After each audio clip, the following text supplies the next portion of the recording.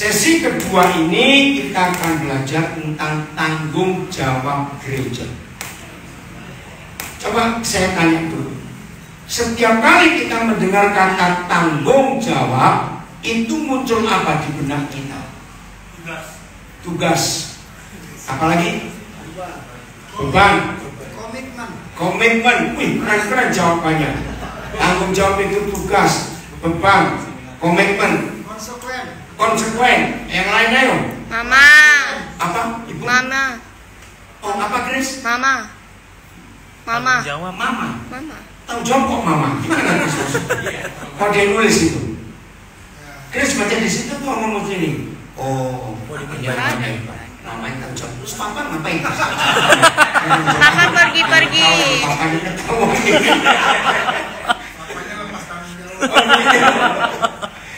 Oke, satu lagi. Berkata kata tanggung jawab apa? Pekerjaan yang disuruh apa Pak? Integritas. Betul. Nah, apa yang terjadi kalau kita nggak bisa tanggung jawab? Konsekuen. Bukan. Berarti kita baru bisa jawab tanggung-tanggung. Betul tidak? Kalau kita nggak bisa bertanggung jawab, berarti kita baru bisa jawab tanggung-tanggung. Kalau kita melihat kitab Kejadian pasal 1 dan pasal 2, maka saudara akan menemukan sebuah tanggung jawab yang gereja harus kerjakan. Kejadian 1:26. Itulah tanggung jawab kita. Nah, seringkali kita menganggap itu kan manusia. Betul. Nah, gereja kan terdiri dari manusia. Dan ya, nah, nanti sore ada sebuah komunitas di Balikpapan. Saya mau beritahu supaya yang di rumah ikut jam 18.30 WIB. Ada komunitas di Balikpapan minta saya mengajar dengan tema ke gereja mana. Nah, yang mau ikut silakan, linknya sama, pakai Zoom yang sah, Instagram, Facebook saya. Nah, ini satu hal yang bagus. Kenapa? Karena komunitas di Balikpapan itu sedih. Selama kita masih berpikir milih gereja mana, berarti gereja itu lepas tanggung jawab. Kenapa? Karena kalau ada orang tanya, aku ke gereja mana? Pasti orang ini orang percaya dong. Ya betul tidak? Padahal orang percaya itu adalah gereja. Jadi salah. Kalau orang percaya tanya ke gereja mana? Kita ini gereja. Harusnya yang betul. Siapa yang bisa melihat tanggung jawab kita sebagai gereja? Nah, Kejadian 1:26. Baiklah kita menjadikan manusia yang serupa dan segambar dengan kita, supaya, nah dibalik kata supaya itu adalah tanggung jawab kita. Supaya apa baca? Mereka berkuasa. Nah, gereja berkuasa atas bumi ini, atas apa yang Tuhan ciptakan. Jadi tanggung jawab gereja sudah ditulis sebelum gereja itu ada. Bahkan ketika Yahweh Tuhan berfirman di ayat 26, manusia itu belum ada, itu baru rencana. Tetapi tanggung jawabnya sudah diberikan untuk mengelola bumi ini. Kasih ingat yang terakhir sesi pertama tadi, Kejadian 8 ayat 22. Itu tanggung jawab kita. Nah, bagi rekan-rekan hamba Tuhan dan keluarga-keluarga yang baru tahu hari ini, Tuhan itu menikahkan seseorang bukan karena berapa umurnya. Tidak.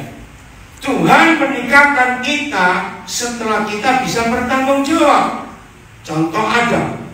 Kapan Adam diberikan Hawa? Setelah tugasnya mengelola Taman Eden selesai, memberi nama semua binatang. Nah, umur Adam nggak ketahuan waktu dia menikah. Yusuf. Kapan Yusuf menikah? Setelah visi yang Tuhan berikan, dia selesaikan. Jadi tanggung jawabnya Yusuf selesaikan, maka itu dia baru menikah. Nah kebetulan Yusuf itu umur 30 tahun waktu dia menikah. Dan angka 30 ini berlaku sampai hari ini. Dalam hal apa? Ilmu jiwa. Psikologi itu menulis seorang disebut dewasa setelah umur 30. Jadi yang belum umur 30 itu kecebong. Tahu cebong? Anak kakak yang masih pakai ekor, jadi lucu. Nah, dua saudara kita ini yang saya jadikan pegangan kapan seorang mau menikah. Apalagi dihubungkan dengan perkataan Tuhan Yesus, belajarlah kepada burung. Itu keren sekali. Maka itu rekan-rekan gembala kalau konsul pranikah mutlak calon pengantin pria ditanya, apa salah satu kehebatan burung yang diajarkan Tuhan Yesus supaya kita belajar dari mereka? Keren. Ternyata tidak ada burung jantan berani kawin dengan betinanya sebelum dia buat sarang. Pernah perhatikan nggak burung itu? Maka itu anak-anak gadis, tolong ya catat pesan ini. Pertanyaan final bagi cowokmu, calon suamimu, setelah orang tua kalian setuju, gembala setuju, ya, pertanyaan final kamu, cowoknya tanya ini, kamu punya pintu berapa? Ngerti? Punya pintu itu artinya apa? Rumah masih ada pintunya. Jadi punya pintu itu artinya apa? Kalau ditanya kamu punya pintu berapa, artinya punya rumah. Nah itu loh, punya rumah atau tidak? Kalau cowokmu jawab, oh aku baru punya rumah pintu 1, jangan nikah. Rumah pintu 1 itu sel penjara. Loh betul tidak? Jangan nikah. Pintu minimal 4. Betul? Nah ini tanggung jawab. Maka itu Kejadian 2:24. Seorang laki-laki akan meninggalkan ayahnya dan ibunya dan bersatu dengan istrinya sehingga mereka dua bukan lagi dua tapi satu. Ternyata jauh sebelum ada pernikahan di dunia, Tuhan sudah punya konsep bahwa mantu perempuan tidak boleh dikumpulkan mama mertua. Itu bisa perang Badar, perang Baratayuda itu sudah. Kalaupun mertuanya itu ibu gembala, nggak bisa. Maafkan saya, setuju nggak saya ngomong ini? Sebab satu dapur nggak boleh 2 koki, nggak masak-masak 2 koki, ini perang sendiri. Itu ayat hebat. Ternyata surga sudah memberi peringatan keras. Laki-laki, jangan masukkan istrimu ke rumah orang tuamu. Itu penderitaan dan pelanggaran hukum surga. Maka itu laki-laki bisa bertanggung jawab. Salah satu bentuk tanggung jawabnya adalah punya rumah. Nggak harus beli, nggak harus kontrak, bisa nyewa atau pinjam. Pokoknya Kejadian 2:24, laki-laki keluar bawa istrinya, nggak boleh dibawa masuk. Ya tapi ini anak tunggal loh. Saya punya jawaban. Kontrakan rumah yang sebelah rumahmu, ibu. Jangan satu rumah. Masalah berikut akan timbul. Tolong jawab. Kalau cucunya lahir, masa nenek nggak campur-campur? Ngerti nggak? Nah, tolong catat. 100% anak di tangan kakek nenek pasti rusak, katakan amin. Kenapa? Nah, apa-apa boleh. Apalagi kalau anak-anak sudah bilang mau. Loh, saya tanya wajar nggak? Iya. Wajar. Lah kasihan si mantu, dia punya keluarga sendiri kok. Ini loh masalahnya. Maka itu Alkitab itu hebat. Alkitab itu nggak pernah kuno, dia up to date. Alkitab itu berlaku sepanjang zaman. Tulisan apa saja nggak ada yang kuno.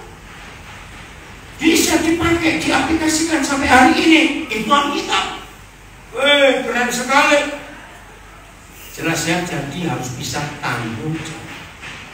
Kejadian 1:26-15. Termasuk gereja. Jadi gereja tanggung jawabnya adalah menjaga ekosistem. Dalam gereja harus diajar jemaatnya milah-milah sampah. Yang bio mana? Sisa-sisa makanan, ya, sisa potongan buah, kulit buah, sayur. Saudara ngikuti ekoenzim itu luar biasa. Tolong di rumah masing-masing jemaat harus buat ekoenzim. Itu ternyata hebat. Selama pandemi COVID-19, orang-orang yang menggunakan ekoenzim di rumahnya itu sederhana ternyata. Itu orang itu sehat dari virus dan dari bakteri. Ekoenzim itu dahsyat. Penemunya seorang ibu dari Thailand dan dia nggak mau dibayar. Dia orang Buddhis yang selalu berbagi pada banyak orang.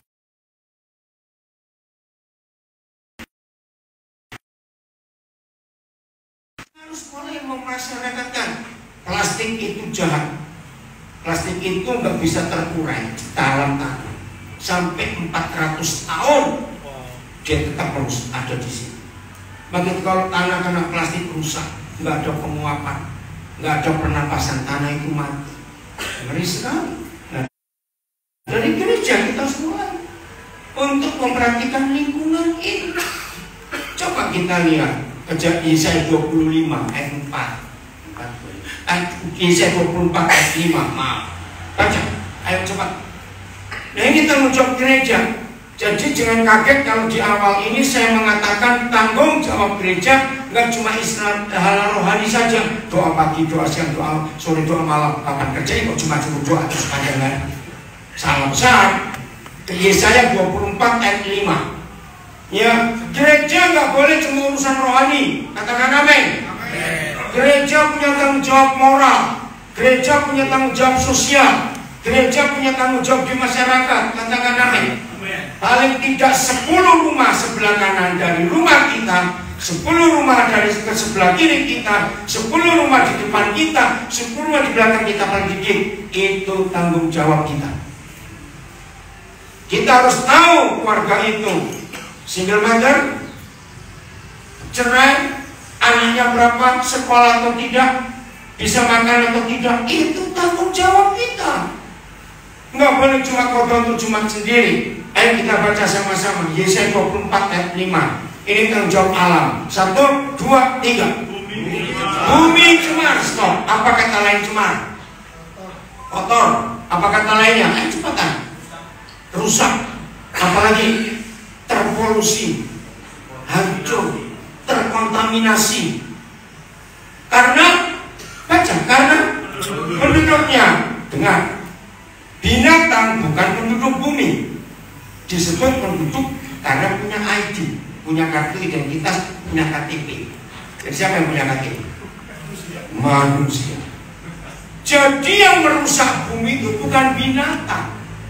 Bahkan 99,sekian% jenis binatang itu justru bertanggung jawab atas alam. Betul atau tidak? Binatang itu lebih bisa merawat lingkungan daripada manusia. Bumi cemar karena kita manusianya. 3 hal kita rusak. Baca. 1. Baca. Nah, manusia ngapain? Melanggar undang-undang. Undang-undang apa? Undang-undang alam. Zaman Orde Baru 32 tahun. Kekayaan alam Indonesia dirampok oleh perampok-perampok konglomerat kaya, dan celakanya separuh lebih dari para konglomerat zaman Soeharto itu orang Kristen. Wow. Betul tidak? Merampok hutan, merampok tambang, merampok hasil bumi di banyak daerah itu zaman Orde Baru. Mengerikan. Bayangkan, satu orang bisa punya HPH, atau kata HP, hak penguasaan hutan itu sampai ribuan hektar dan nggak di satu pulau. Gila. Tambang-tambang dibuka, rusak lingkungan. Ini undang-undang dilanggar oleh manusia. Yang kedua, baca mengubah ketetapan. Akhirnya alam berubah, jungkir balik. Musim hujan jadi musim panas, musim panas jadi musim hujan. Karena ketetapan alam dilanggar. Yang ketiga, mengingkari perjanjian abadi. Wih, ngeri sudah. Maaf, saya bersyukur kepada Tuhan.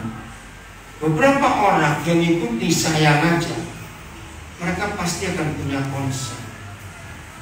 Kenapa? Jarang ada pendeta, khotbahnya cukup luas, masalah kesehatan bisa, kejiwaan bisa, pendidikan bisa, semua. Saya jawab, itu semua ada di buku yang satu ini, namanya Alkitab. Maaf, jangan mikir macam-macam saya saksiin. Saya ini cuma lulusan SMA, itu berijazahnya hilang. Ini tertawa gak enak. Doktor. Dan saya ini gak pernah sekolah teologi juga. Aneh. Tapi kenapa cukup Alkitab ini? Nanti saya akan tunjukkan bahwa Alkitab ini psikologi yang hebat. Maka itu kalau saya diajak bicara tentang psikologi, maaf, semua bulan bagi Tuhan. Orang pasti tanya, Bapak baca buku karangan siapa? Saya jawab, cuma Alkitab. Saya nggak pernah baca buku yang lain. Maka itu tadi 1,5 jam saya ngajar sesi pertama, nggak keluar satu pun buku. Pada saya banyak baca buku, semuanya yang tertulis di sini. Nah, termasuk 2 ayat ini, Kejadian 1:26 dan Yesaya 24 ayat 5. Gereja punya tanggung jawab untuk alam ini, nggak boleh kita rusak. Saya kalau kemana-mana, ya nggak, kalau banyak orang yang dapat minuman gelas atau aqua, saya pasti beri tanda yang saya punya. Seringkali lupa orang itu ditaruh sana habis minum, buka lagi sana lupa lagi. Nah, kalau saya selesai acara, saya kumpulkan ini, jadikan satu. Untuk apa? Saya cari tanaman di sekitar tempat ini. Saya ini pergi kemana saja, melihat ada pot tanaman kering, saya pasti cari air. Ambil, mereka juga perlu hidup. Mereka punya hak untuk dapat air. Jahat kalau kita punya tanaman, kita nggak mau ngurus, kejam, lebih kita nggak punya. Jadi kebiasaan saya keluar negeri juga begitu. Lihat tanaman, saya akan cari air, orang heran. Nah, kan ini tanggung jawab saya sebagai gereja untuk menjaga alam ini. Saya kalau nginep di hotel, banyak orang syok di acara saya. Handuk minimal hari keempat baru ganti, spray hari keempat baru ganti, hari kelima baru diganti. Ada orang kaya pernah ngajak saya, kan kalau saya sudah bayar. Nah, ini rusaknya alam. Mentang-mentang kamu sudah bayar, terus ganti handuk setiap hari cuci. Jangan sekali, itu badan-badan kita sendiri kok. Setuju ya? Itu cara saya. Jangan bilang asal sudah bayar. Nggak bisa. Harus kita perhatikan alam ini. Karena itu tanggung jawab. Hebat Alkitab ini, saudara, untuk menjaga ekosistem, menjaga lingkungan. Jadi tolong rekan-rekan gembala mulai hari ini belajar bahwa menjadi gereja, tanggung jawab yang pertama adalah untuk alam dan untuk sekitarnya. Itu tanggung jawab kita. Ajari anak-anak kita juga seperti itu. Rekan-rekan gembala, oh dipanggil Pak, dicari itu Pak, mobil kalian ke motor. Nah, waktu saya jadi gembala, saya pernah jadi gembala hampir 14 tahun. Ya, cukup lama. Nah, di situ anak-anak orang kaya saya ajari mereka. Ya, ajari anak-anak kalian menanam sesuatu yang gampang, ya tomat, ya atau kangkung, kacang panjang dalam ember-ember saja di rumah, nggak usah di mana-mana. Nah, saya ajari anak-anak untuk bertanggung jawab. Dari nanam benih, siapkan tanah yang subur, jangan pakai pupuk, ya organik semuanya. Saya ajari dari kecil, kenalkan organik. Nah, suruh merawat, suruh nyiramin. Nanti waktu panen, nah suruh metik sendiri sayurnya atau apa. Nanti suruh pembantu masak. Udah tahu nggak hasilnya? Anak-anak menghargai kehidupan. Setelah mereka bisa nanam sesuatu di rumah. Nah, saya buat perlombaan. Ada yang nangis, Om, mati Om, tanaman saya kenapa? Nah, karena dia nggak ngerti. Tiap hari diserang, dia busuk jadinya, nggak tumbuh. Punya adiknya, jadi tumbuh subur. Zaman itu banyak jemaat yang bersyukur dengan ide yang saya terima dari firman ini. Anak-anak belajar. Nah sejak itu mereka menghargai makanan.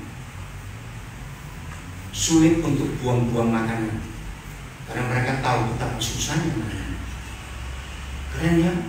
Nah ini caranya aja supaya jemaat itu anak-anak juga sejak kecil belajar menghargai. Anak-anak orang kaya, saya punya aturan minimal 3 bulan sekali namanya anak-anak. Keluarkan sepatu yang sudah cukup, nggak kepake, baju-baju, tas sekolah, mainan yang sudah bosan, pisahkan. Nah, tanya sopirmu, tanya pembantumu, punya anak yang seumuran anakmu enggak? Untuk apa? Kasih mainan ini ke mereka. Bahkan kalau satu kota, saya minta anak-anak ini diajak orang tuanya atau sopirnya ke daerah-daerah umum, daerah miskin, suruh bagi sendiri seumuran mereka. Suatu kali saya punya peristiwa yang membuat saya juga berubah. Nah kebetulan saya kenal satu keluarga yang sangat sederhana. Nah buat saya hal biasa. Jadi rumah ini sudah sewa, kecil lagi, dapur dan kamar mandi jadi satu. Jadi kalau pas masak nggak boleh ada orang mandi. Kalau pas ada orang mandi jangan masak karena dapur jadi satu. Nah tanpa saya nggak pernah bayangkan anak ini kebetulan hari itu siang mereka libur sekolah, saya ajak ke rumah teman saya jemaat yang saya kenal ini dari satu persekutuan. Kaget mereka anak-anak ini karena apa? Pas hari kami datang itu siang hari, yang punya rumah lagi masak di dalam kamar mandi. Anak ini kaget si orang kaya ini. Saya lihat wajahnya, wajah shock. Masak dalam kamar mandi, ada WC di situ, ada ember, ada. Sebentar. Kompornya dibawa keluar dulu. Saudara tahu? Berapa hari kemudian orang tuanya cerita ke saya, Kalian tahu nggak? Anak kami mengalami revolusi. Pakai kata revolusi apa?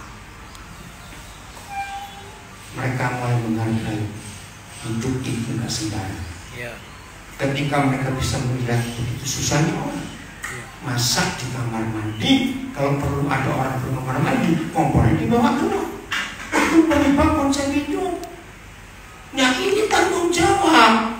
Ajari mereka sejak masih kecil. Apalagi aku sudah baca Lukas 16, masih ingat 10, 11, 12. Barang siapa setia pada perkara kecil, masih ingat. Lalu barang siapa yang setia jujur dengan uang. Yang ketiga, barang siapa yang mengelola milik orang lain dengan baik. Nah itu semua ada di Lukas 16 10, 11, 12. Itu ayat tentang tanggung jawab. Ajari jemaat mulai dengan diri kita, anak-anak pendeta, untuk menghargai barang-barang kecil, untuk jujur dalam hal uang, untuk menghargai milik orang lain yang dipinjamkan kepada kita. Cuma 3 ayat, tapi itu dasar tanggung jawab yang luar biasa. Kalau anak-anak kita ajari sejak kecil, tekun dalam perkara-perkara kecil, menghargai, nggak meremehkan, percaya anak-anak kita akan luar biasa. Amin. Itulah kebenaran yang kita harus tahu dalam hidup ini.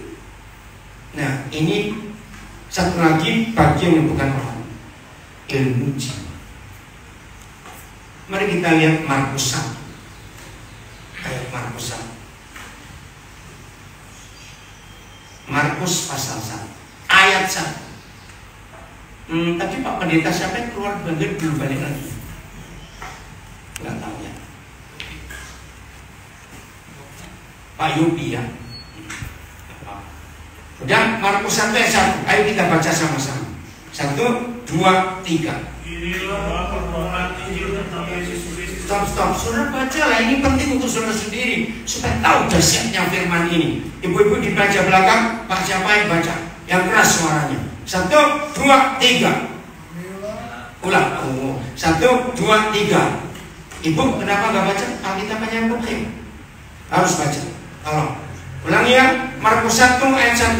Inilah permulaan Injil. Nah, bareng-bareng. 1, 2, 3. Inilah permulaan Injil tentang Yesus Kristus. Jelas ditulis Inilah permulaan Injil tentang Yesus Kristus anak Tuhan.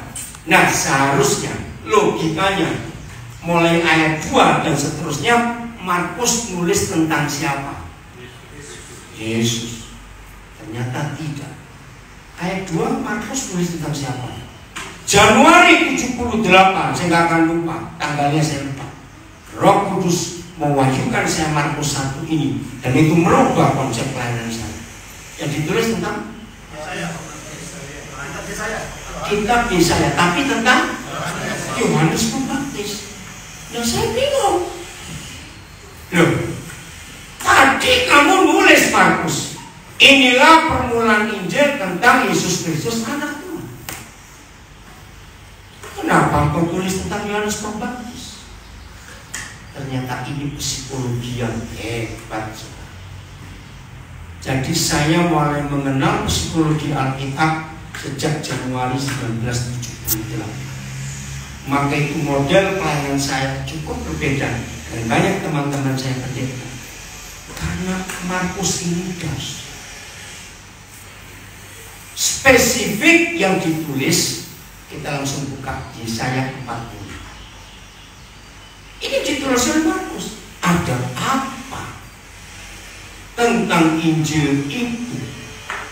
Maka itu saya berbagi ya. Sampai hari ini saya belum pernah menginjil ditolak orang. Sebab alasannya jelas, saya nggak menginjil karena agama. Jangan. Secara maaf ya, jangan tersinggung dulu, tapi jujur.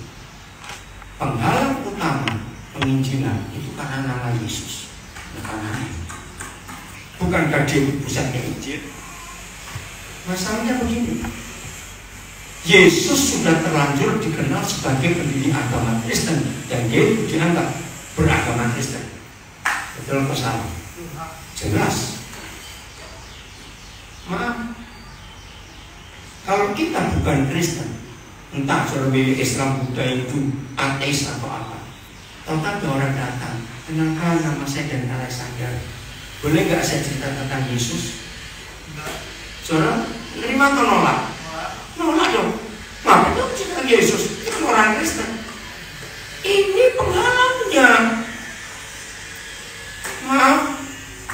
Maka itu ketika Roh Kudus mewahyukan saya tentang Markus, Tuhan mengajar saya, ini tanggung jawab gereja, memberitakan Injil harus dimulai dengan masalah kejiwaan. Memori kita yang terluka di masa lalu. Maka itu sampai hari ini, saudara, saya belum pernah nginjil orang. Karena ketika saya ketemu seseorang, Roh Kudus ingatkan masa kecilnya, masa lalunya, bahkan sampai masa dalam kandungan. Satu kali ini kesaksian, ya, waktu saya ke Manila pertama kali, kami diajak rekreasi oleh gereja Manila di sebuah taman.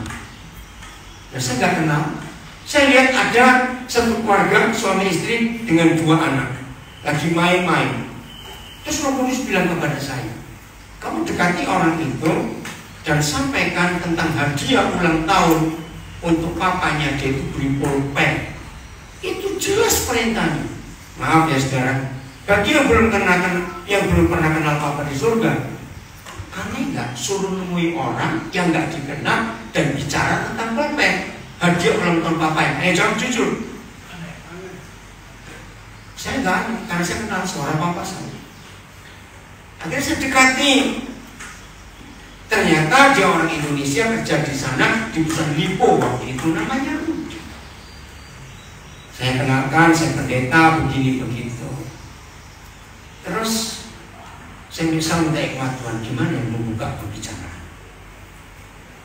Nah, pembicaraannya gini. Roh Kudus bilang, maaf ya Rudi, kita nggak kenal. Sampai hari ini ada satu penyesalan dalam hidup, di mana penyesalan itu tidak mungkin kamu bisa tebus dengan cara apa saja. Yang nangis istrinya. Lah kenapa? Si Rudi nggak bisa ngomong, yang ngomong istri. 3 bulan lalu papa mertua saya meninggal.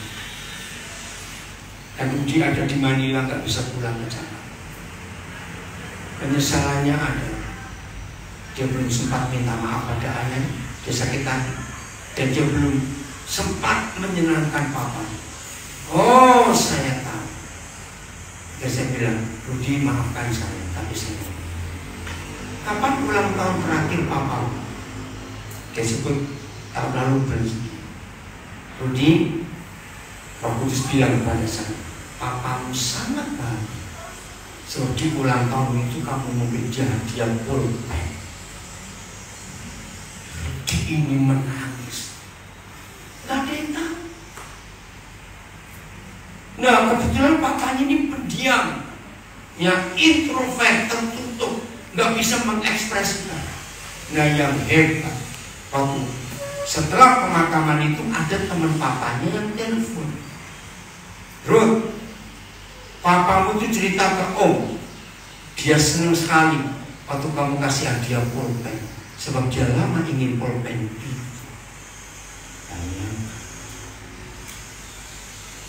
Lalu dia berkata, jadi aku gak salah.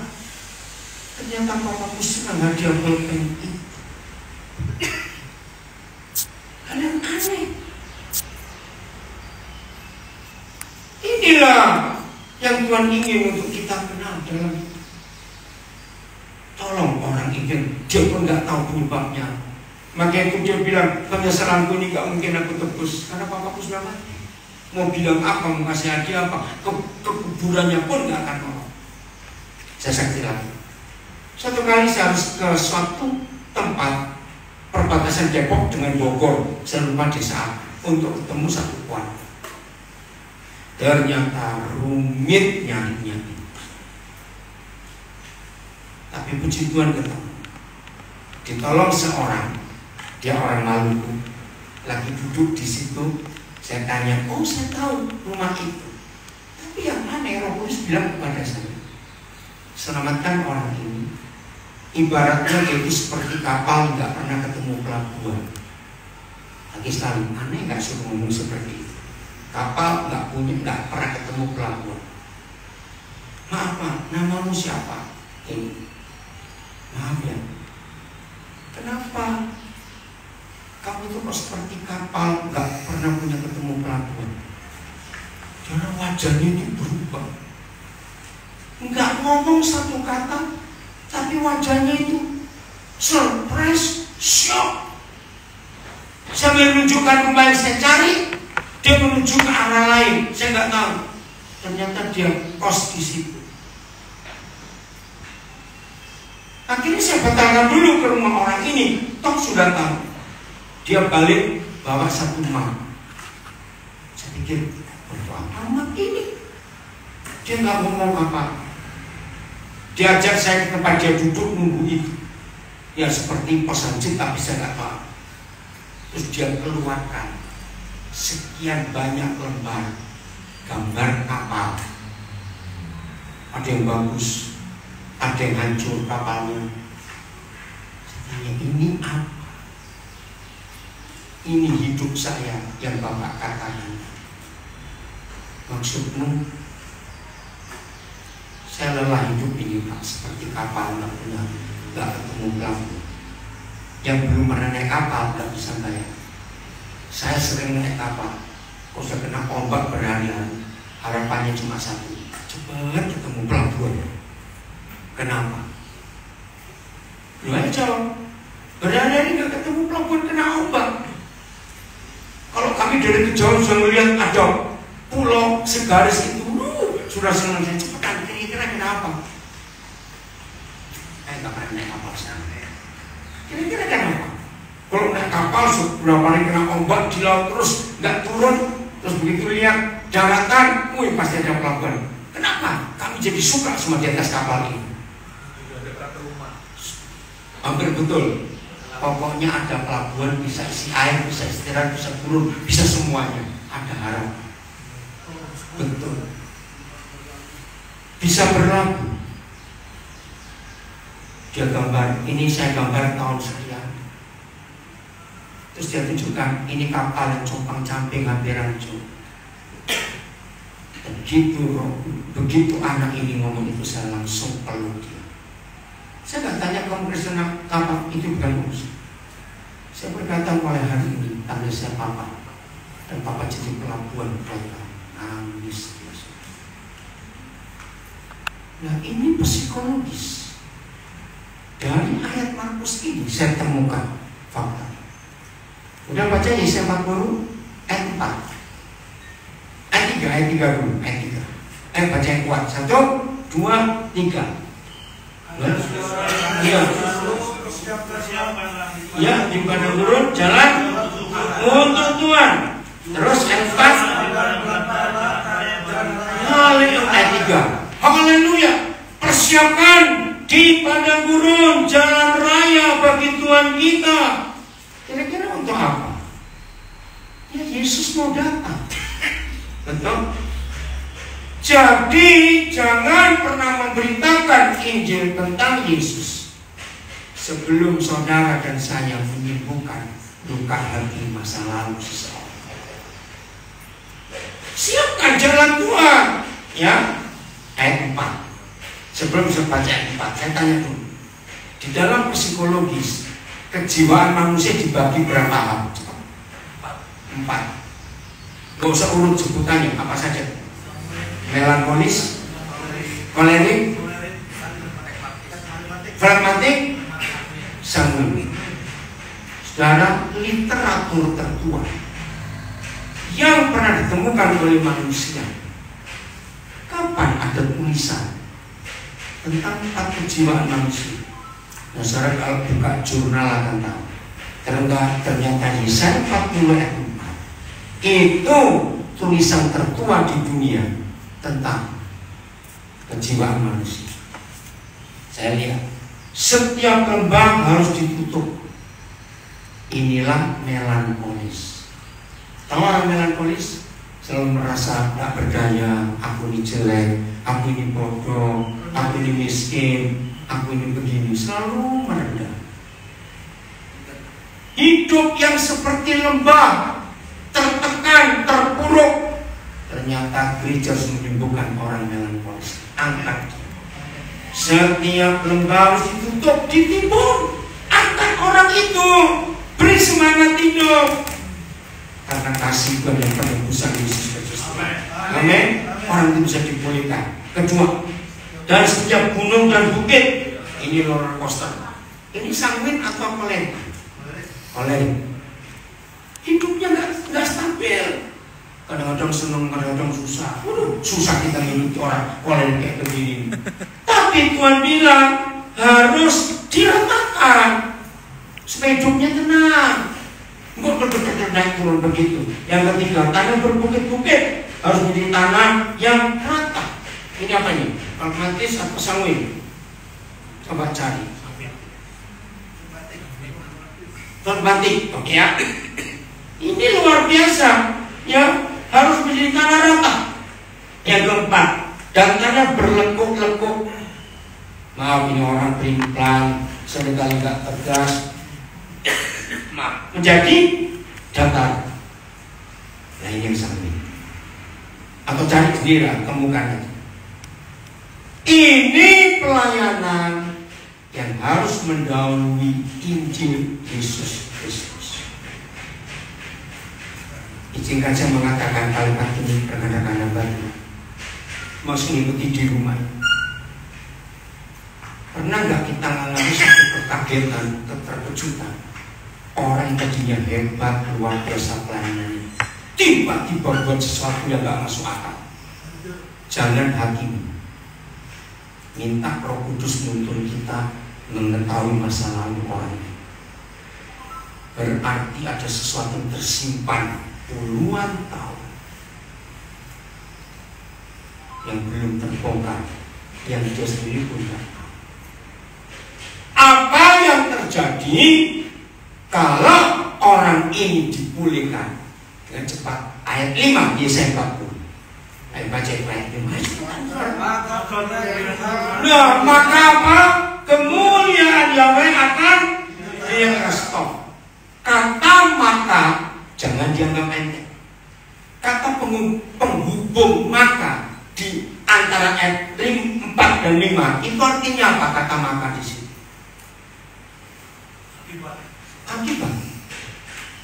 Akibat apa? Akibat pemulihan jiwa. Maka ayo baca, maka kemuliaannya akan dinyatakan.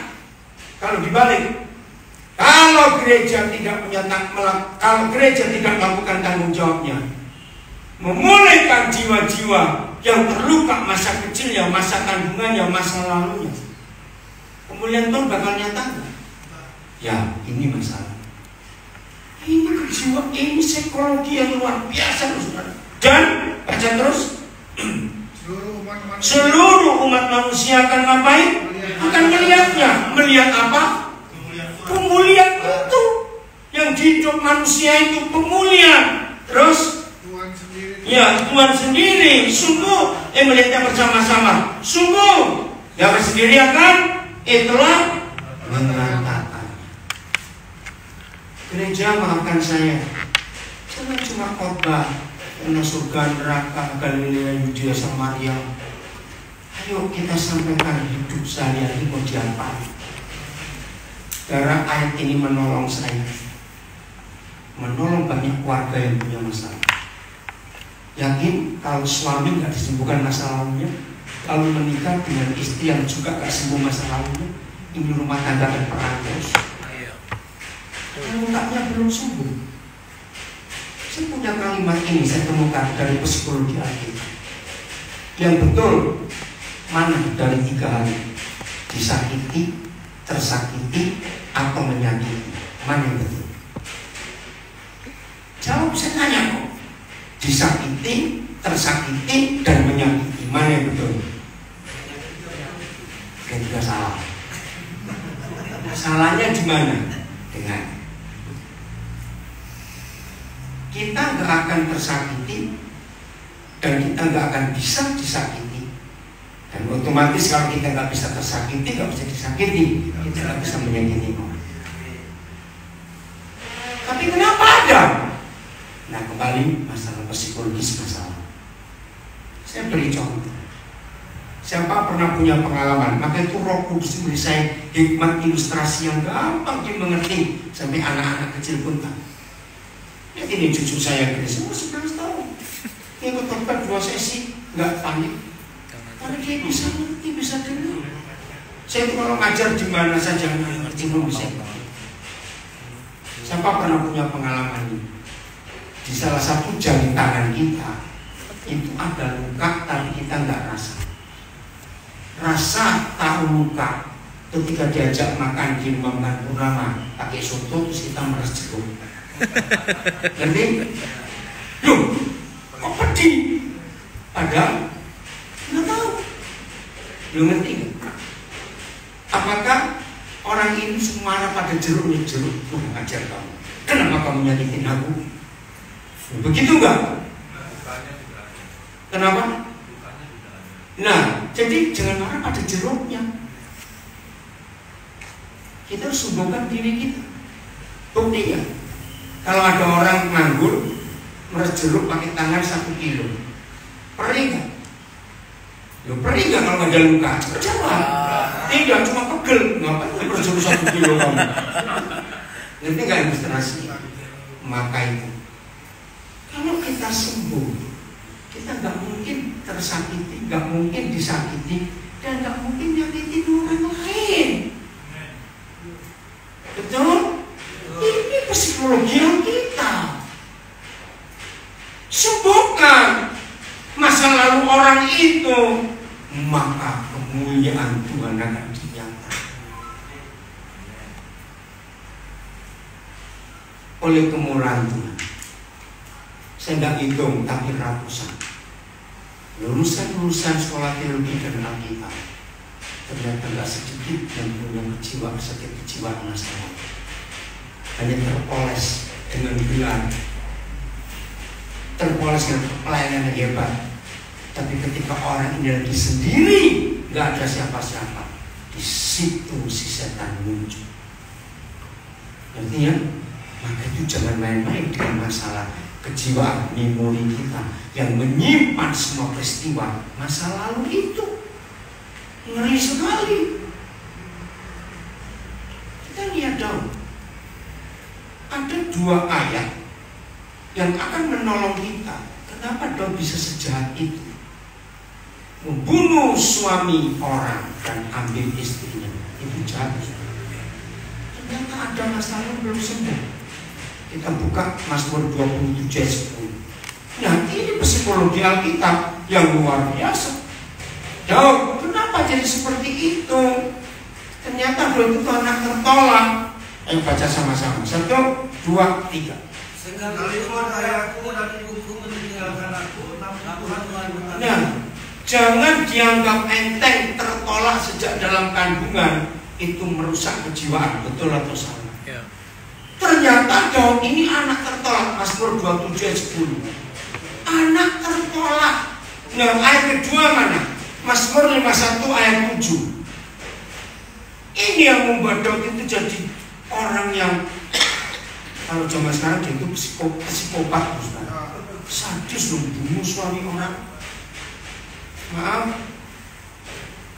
saya bukan menyebut nama ini lagi. Kasusnya Ferdi Sambo dan istrinya Putri itu ada masalah kejiwaan masa lalu. Itu sampai timbul kasus yang sejawat itu. Nah, sejak tahun 78 itu Roh Kudus beri saya pengertian ini.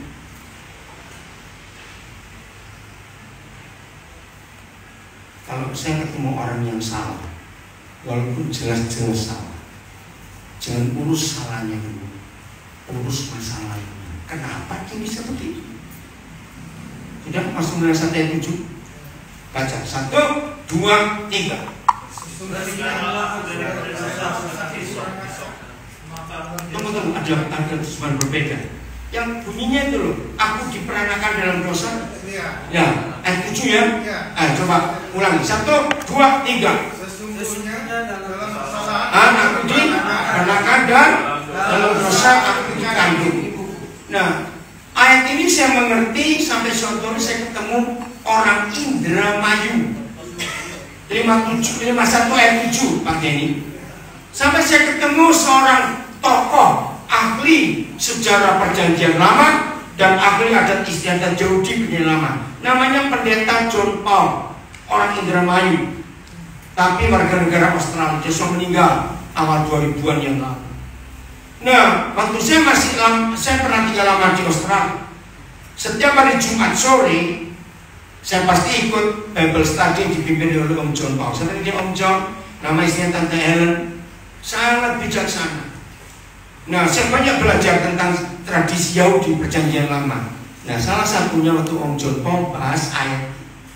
Jadi begini, zaman itu kalau ada seorang suami menuduh istrinya yang sedang mengandung dia berzina, ini bukan penipu, bukan anakku. Suami berkata begitu. Lalu pengadilan para imam mengadili istri ini dan ternyata tidak terbukti ada laki-laki lain yang buat dia hamil, tapi si suami tetap nggak mau ngaku. Nah, karena pengadilan para imam tidak menemukan bukti, maka istri ini nggak bisa dirajam dengan batu. Sekarang bayangkan, istri mana mau menerima anak yang dikandungnya kalau suaminya nggak ngaku? Ngerti nggak istilahnya? Nah, dalam tradisi Yahudi, maka istri yang dituduh selingkuh tapi tidak ada bukti, kalau acara-acara tertentu perutnya makin besar, maka istrinya akan berkata sambil pegang perut, aku ini mengandung di dalam kesalahan karena suamiku nggak mau terima, dan nanti kalau aku melahirkan anak ini lahir di dalam dosa. Wih, waktu saya tahu, bayangkan menderitanya Daud sejak dalam kandungan, nggak diakui orang. Maka itu pantas ketika Samuel datang. Masih ingat? Iya. Ayo, maaf ya, sebenci-bencinya orang tua pada seorang anak, tahu datang seorang nabi yang memberitahu salah satu anak akan dipilih jadi presiden misalnya. Iya. Setelah 7 dikeluarkan, 6 atau 7 ya? 7. Nggak ada satupun. Samuel mulai bingung. Nah, ini psikologis lagi. Nanti baca 2:16. Iya. Pertanyaan Samuel dalam tata bahasa bangsa apa saja itu namanya pertanyaan ambigu. Pernah dengar kata ambigu? Sebuah pertanyaan yang nggak perlu dijawab. Begini ambigunya Samuel. Inikah anakmu semuanya? Kenapa Samuel tanya seperti ini? Karena dia merasa nggak salah. Jelas Tuhan bilang di rumah Isai. Tapi anaknya keluar semua, gak ada yang Tuhan pilih. Lo ngerti nggak? Kalau kita Samuel tuh bingung nggak? Bisa mikir gini. Aku salah dengar atau Tuhan salah pilih? Lo ngerti nggak? Jangan-jangan tetangganya Isai. Inikah anakmu semuanya? Itu pertanyaan gawat. Karena Samuel pun ragu-ragu. Kalau dia yakin kamu gak jujur Isai, ada satu anak lagi. Nah itu kok dia yakin. Dia pun gak yakin karena bingung. Karena bapak ini kok diam saja. Lo ngerti gak istilah saya ini? Nah ini psikologi Alkitab yang luar biasa sekali. Apa jawab Isai? Ada satu lagi. Tapi, nah kata tapinya cari. Marah Samuel. Kalau kamu gak panggil dia, aku gak mau makan. Nah bagi orang Israel, kedatangan Nabi gak mau makan, gak ada berkat di rumah itu. Begitu Pak Edi pun nama selalu mengundang orang untuk makan. Isai kaget. Tahu gak ketidakjujuran? Nah, saudara masih ingat ketika Saul ngecek Daud, apa modalmu melawan raksasa itu? Pahlawan pamanku supaya ini gak ada yang berani. Daud masih ngomong bukan? Raja Rustam.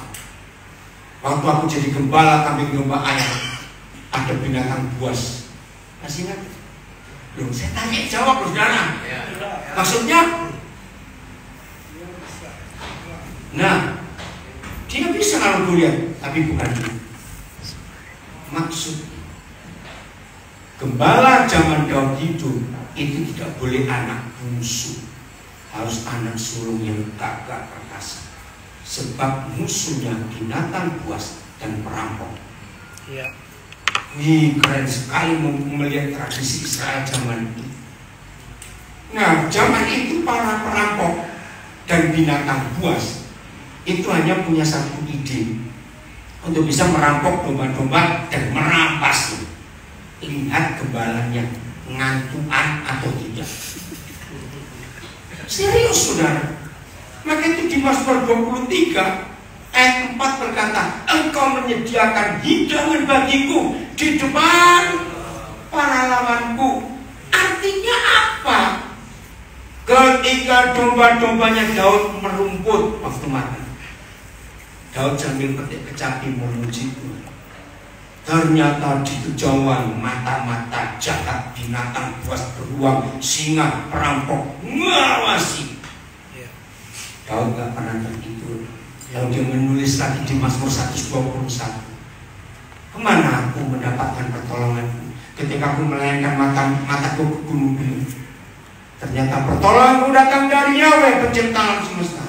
Penjaga Israel gak pernah terlelap apalagi tertidur. Jadi begini diantara para binatang buas dan para perampok di zaman itu, mereka punya kata-kata gini.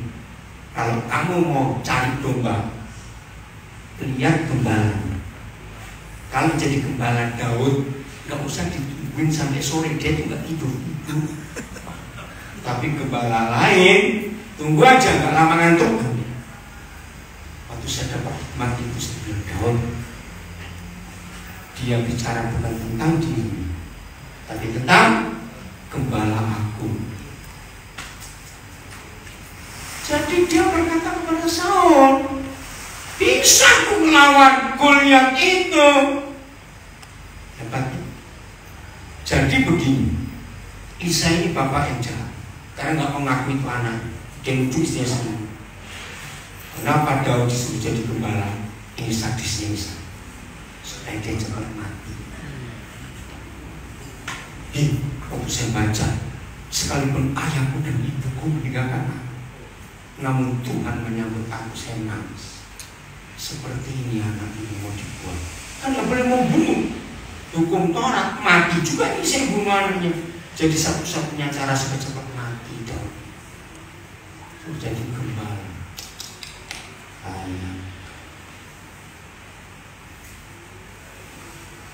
Maka itu saya punya hobi salah satunya ngumpulin orang-orang yang pernah digugurkan tapi nggak mati-mati. Tuhan mau pilih. Maka itu Daud punya banyak kelemahan. Ternyata ini masa lalunya. Yesaya 43 ayat 18. Cepat. Yesaya 43 ayat 18. Terima kasih Tuhan masih setengah 10. Itu jadi enggak berbeda. Masih ada? Pak, untuk apa ya? Sudah baca Yesaya 43 ayat 18. 1, 2, 3.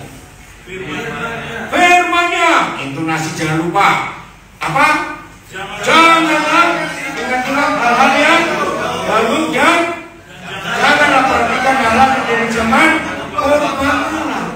Nah, saya pertama tertarik mengapa Yahweh Tuhan membuat dua kata kerja waktu berbeda, yang dahulu dan berbangkala. Saya mikir apa?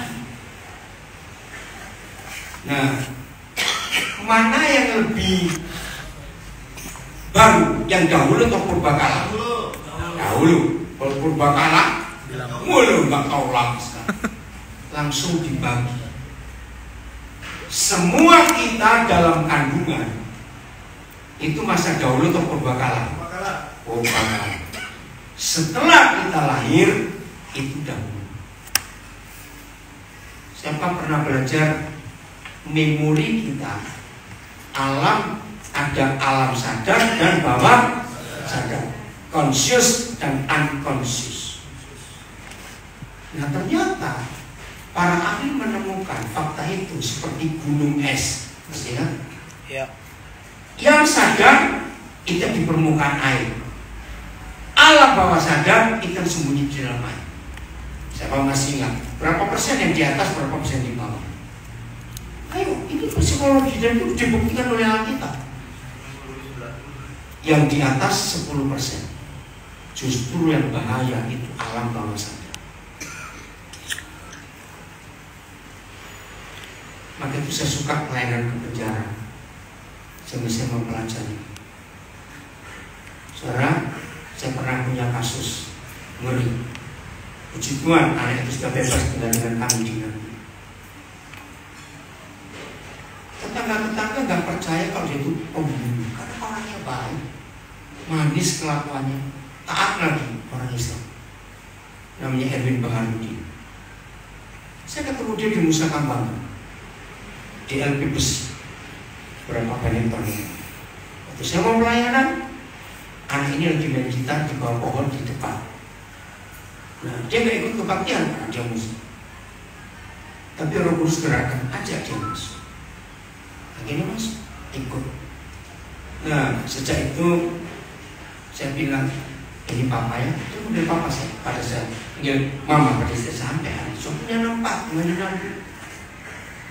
Nah, dia di penjara. Itu belasan kali ketangkap. Orang Betawi asli. Akhirnya peristiwa terakhir kemarin.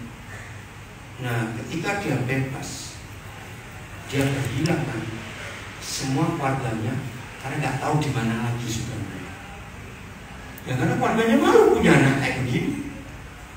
Sekarang sudah keluarga buat dia, kami berdua ini dan keluarga yang ada di Nabi ini nggak punya siapa-siapa. Waktu dia mau menikah, saya melamarkan dapat orang Ternate. Itu contoh. Nah, bongkar masa lalu seseorang itu menyebabkan dia bisa jadi apa di hari ini. Ngerti enggak? Ini ayatnya. Jangan ingat-ingat dan jangan perhatikan. Wih, keren. Ayat 19. Kata pertama itu penting. Kata pertama 19 itu cara menyembuhkan orang yang terluka jiwanya di masalah. Kata apa? Iya. Nah, Apa suruh lihat?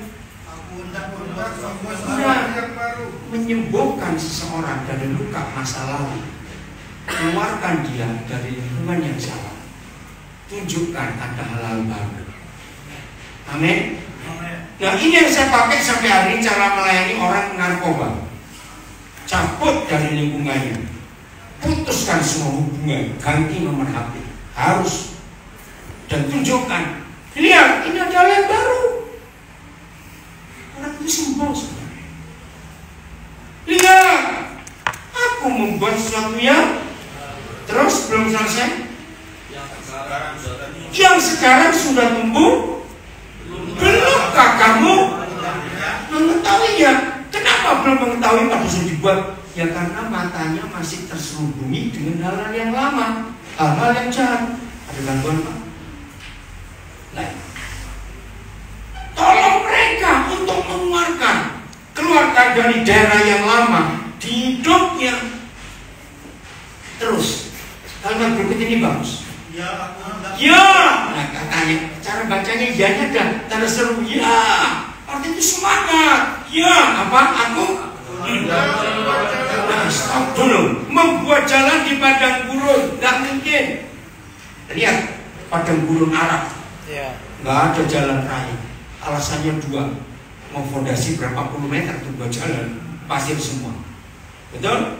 Kalau tahu mereka punya duit bisa buat jalan raya padang gurun, nggak lama ke pasir, karena pasir bisa dipindah-pindah oleh angin ini.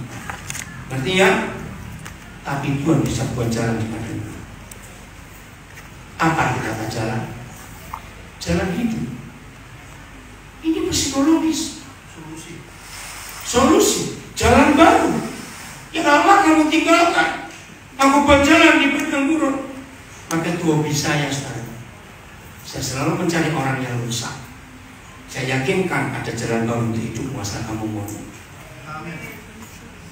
Maka itu teman-teman saya pendeta yang kenal saya puluhan tahun yang lalu, mereka tuh punya istilah begini untuk saya.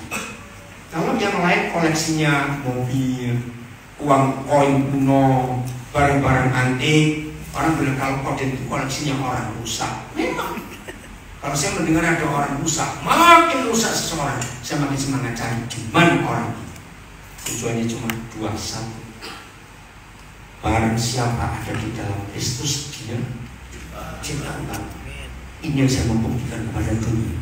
Serusak-rusaknya orang, masukkan ke dalam Kristus, dia berubah. Hal kedua, kenapa saya suka mengumpulkan orang rusak ketemu orang rusak? Supaya setan bertekuk lutut. Kamu merusak orang ini, tapi kembali kepada penciptanya dia jadi bagus. Tanpa dipermuliakan. Maka itu hobi saya cari orang dari penjara sampai hari. Mereka yang harus kita tahu. Belum selesai, ada apa lagi setelah jalan? Dan sungai-sungai di padang nggak mungkin di padang pasir ada sungai, hilang semua itu. Betul nggak? Karena pasir. Apa sungai? Kesegaran, kehidupan. Ada yang baru. Apa yang terjadi? Ayat 20. Wih, dahsyat. Itu seperti saya 40 ayat 5 tadi. Apa? Binatang hutan. Terus?